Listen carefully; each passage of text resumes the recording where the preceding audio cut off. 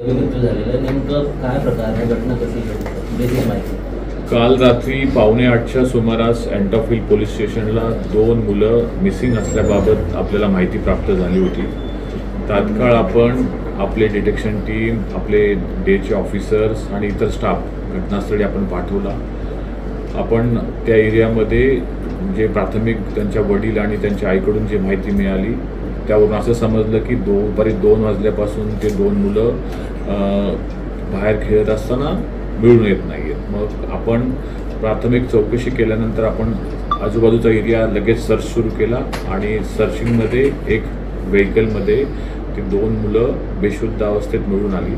आपण तात्काळ त्यांना सायन हॉस्पिटलला पाठवलं असता डॉक्टरांनी त्याला मृत घोषित करण्यात आलं आहे. प्राथमिक जे माहिती किंवा जे तपासामध्ये दिसतंय आम्हाला की ते दोन्ही मुलांचा मृत्यू सफोकेशनमुळे झाले असण्याची शक्यता आहे.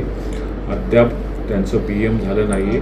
घरच्यांचं त्याच्याविषयी आम्ही पूर्ण विचारलं असता ते मुलं त्या एरियामध्ये खेळत असल्याचं त्यांनी आम्हाला सांगितलं. त्यांचं जे मृतक जे मुलं आहेत त्यांच्या फॅमिलीचं घर त्या कारपासून जवळपास 20 ते 25 फूट मॅक्सिमम 50 फुटाच्या अंतरावरती आहे. ते त्याच एरियामध्ये झाडीमध्ये खेळतात, त्या कारमध्ये आजूबाजूला खेळतात.